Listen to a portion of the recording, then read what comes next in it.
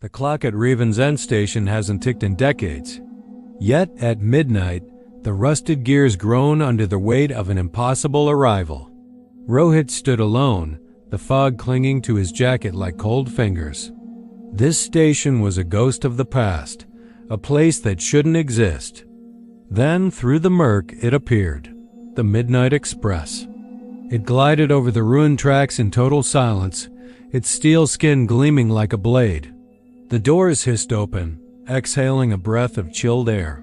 Despite his fear, Rohit found his feet moving forward, drawn by an unseen force. The interior was frozen in time. Every seat was occupied by passengers sitting in absolute silence, their heads bowed as if in mourning. He walked down the narrow aisle.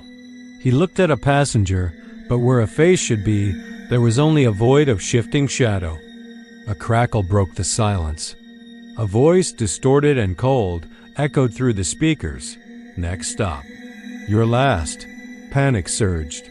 Rohit lunged for the exit, but the doors were gone. The seams had vanished, leaving only solid metal and reinforced glass. He looked out the window. The station was gone. Outside was an infinite void of swirling black mist and distant ghostly lights. His breath came in ragged gasps, fogging the glass. He leaned his head against the cold surface, the reality of the trap sinking in. He was alone, yet surrounded by things that were neither alive nor dead. His heart hammered against his ribs like a trapped bird. Then he saw it. In the reflection, his own face was peeling back its lips into a wide, malicious grin while he remained frozen. The lights failed, and the darkness took him. The Midnight Express continued its journey into the night, carrying one more silent passenger. Rohit scrambled backward, his heart hammering against his ribs. The air in the carriage grew cold, smelling of ancient dust and ozone. He looked at the window, desperate for a glimpse of the outside, but his own reflection stared back with a smile he didn't make. It was slow and deliberate. The reflection blinked while his own eyes remained wide. He wasn't looking at himself anymore. Behind him, the silence of the carriage broke.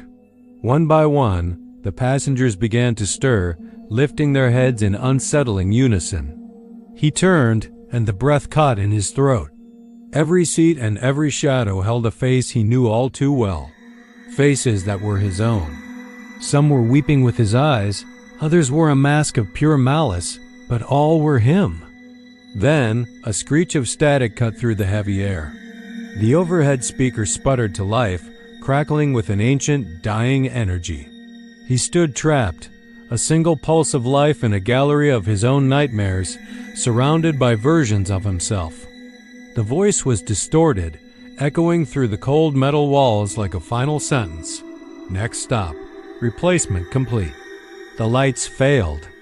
Darkness swallowed the carriage, punctuated only by the violent, rhythmic strobe of the failing electrical system.